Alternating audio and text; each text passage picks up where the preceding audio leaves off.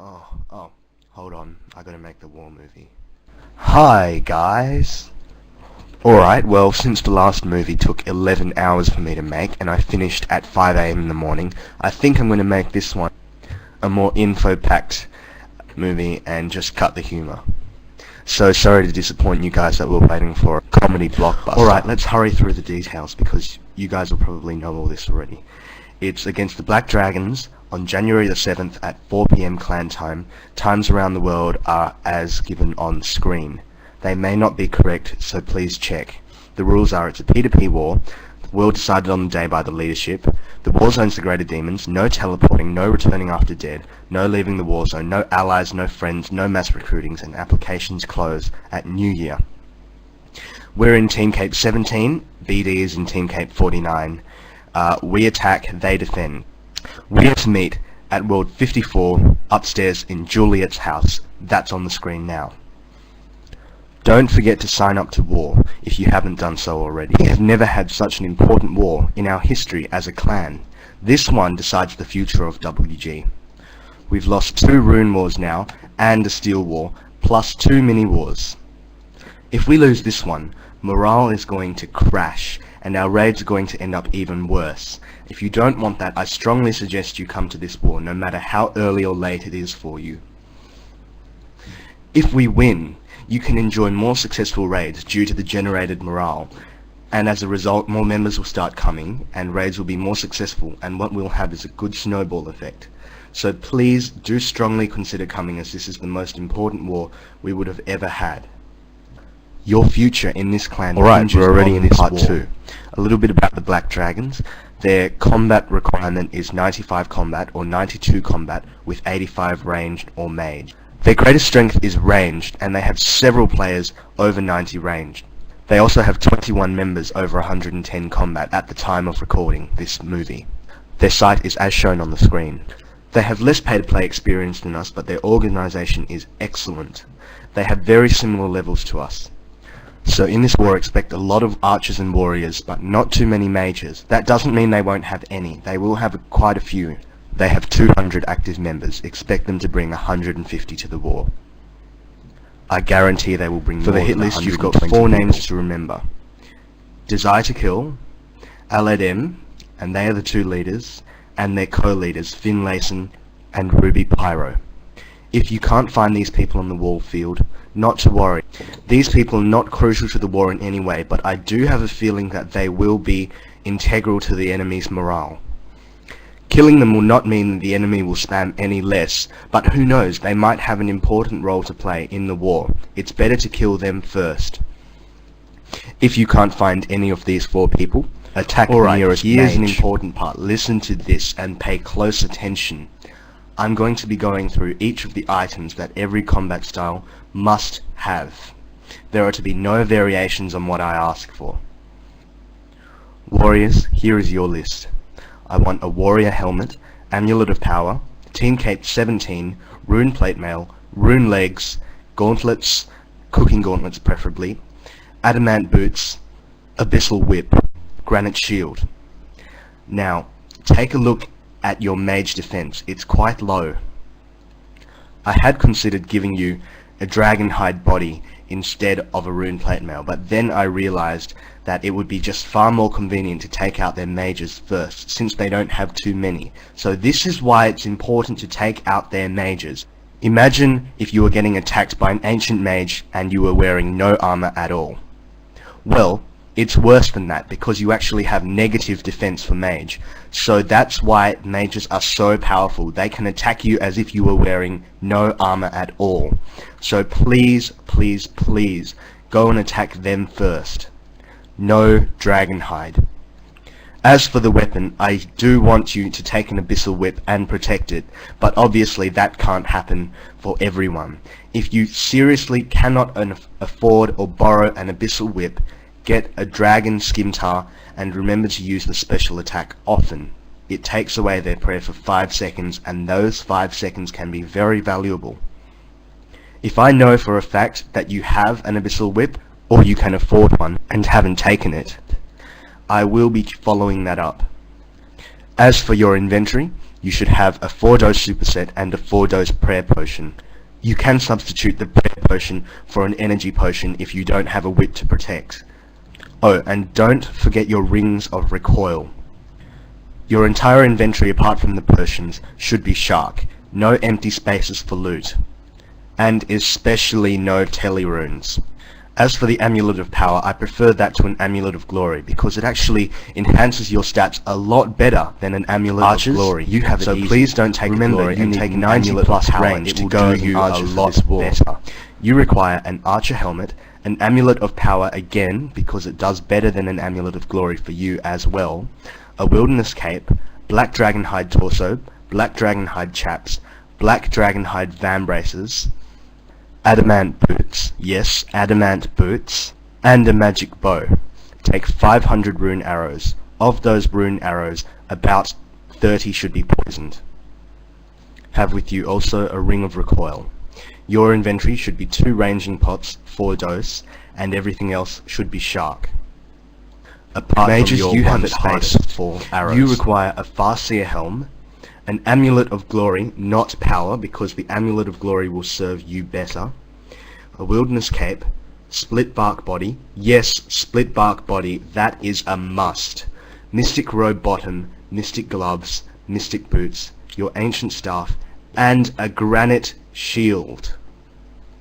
Yes, that is going to cut away your magic attack, but I would prefer that you had a good defense from the warriors.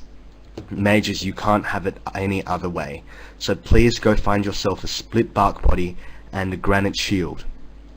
Also, this is why you have it especially hard. If you are under 90 magic, you must also have yourself a warrior outfit, because I'm having a limit on the number of mages. I only want 15 and I'm taking only the 15 best. So if you have under 90, you may have to go as a warrior. So please have your warrior outfit ready as well. But the chances are you will be maging. Your inventory should have 1 4-dose magic potion. Don't take 2 because you probably won't have the time to get around to the second one. Also take a defense potion. And may I say, archers, I forgot about your defense potion too. Please take 1 as well. Alright, this part is the rest also of your inventory should be sharp. Pay attention. This is the fighting mechanisms section. This is where I give you general advice on how to fight. Warriors, no protect prayers except protect items.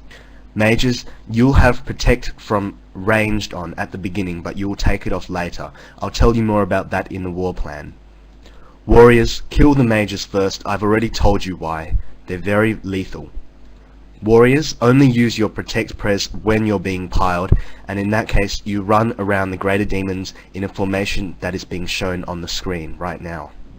And when you're about to die, run out to the edge of the war zone so that they have to run a long way back to get to the main part of the fighting. That will waste their energy and could prove very useful. Also, if you have no one to attack, just click a mass of people. You will attack the enemy because we are using Team Cape, so it's not possible to attack your allies. So there is no excuse for you to stand around. When I die, I do have a pay-to-play noob account, so I will log in and I am going to see exactly who's standing around doing nothing, and if you're one of those guys standing around, you will be spoken to. This is a problem that loses us most of the wars, so if you stand around, you are in serious trouble. Also, no teleport runes. In pay-to-play, you can get away with having 2 spaces worth of teleport runes. That's the equivalent of 40 damage if you substitute them for shark. Don't do yourself and your clan that injustice. Just take the shark and don't teleport. And no looting. You may eat 1 shark, perhaps, so that you can pick up 1 good item, but no more. Every shark you eat to pick up loot is the equivalent of the enemy hitting 20 damage on you. Don't do it. Also, if you've got a whip, don't pick up any dragon items or mystic top because they will protect over the whip. I'm going to repeat that. Whippers, don't pick up any dragon or a mystic top. Also, there is to be no talking when we're getting ready and when we're walking up. I will have a lot to be telling you and I will have a lot to update you with, so you must be completely silent. And I expect no immaturity at all. If you see a clanmate talking, you private message them and you tell them to be quiet. And just so everyone knows, I'm going to say this twice. We are leaving for the wilderness 15 minutes early. I say again, we are leaving for the wilderness 15 minutes early. So if you want to rock up in the last 10 minutes, we have finally arrived at the last quick dash, most important part of this movie. Catch up with us. The war tactic. Do it. Come first. We're going to go into the wilderness. Then we're going to divide into two groups. The first and smaller group will be our 15 mages, 10 to 15 mages. Everyone else will be in the main group, and that means archers and warriors. We will stay on this world until I am told to switch. While we are waiting, I will run through the war plan with everyone. Alright, after we switch, I'm going to have all the mages and noob accounts which I have asked for to follow my noob account. I'm not sure which one it will be yet. Anyway, I'll lead the mages and noobs up to BD. I won't run you in. In fact, I'll walk very slowly and I'll stop when I see a white dot. As soon as we see the white dot, the noobs will run in and the mages will stay where they are. In the meantime, the warriors will still be behind waiting. If the white dot is a scout, the noobs can just kill the scout and fall in again. If the white dot is BD, we're going to employ a hit and run tactic where the mages use either ice, smoke, or shadow barrage, and they should use that for about 2 hits and then run back to the main clan. So essentially this is just a big lure tactic. It's sort of like the DOA war tactic in that we send off the mages first and inflict about 4 seconds worth of damage, but then after that you have to run back immediately. This will break BD up and they'll end up chasing you. Run as fast as you can back to the warriors and they will cover you. Note that the warriors are not going to charge BD at all. BD is going to come to us. It doesn't matter if they have a death dot or not. Any white BD dot being attacked will automatically trigger them to split up and chase whoever is attacking. That's instinct. So attack for about 4 seconds or until they get in range of attacking you, and then you run back.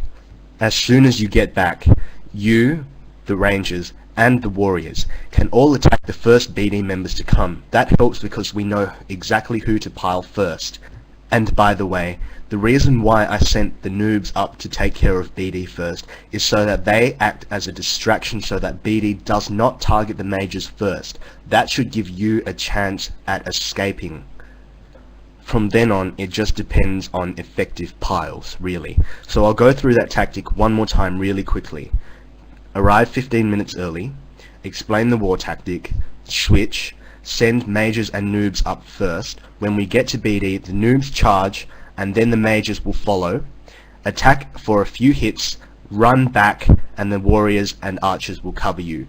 Get BD to chase you. If they don't chase you, we'll do it again. Remember, you are not there to fight the whole time. You're just there to attract them toward the main group.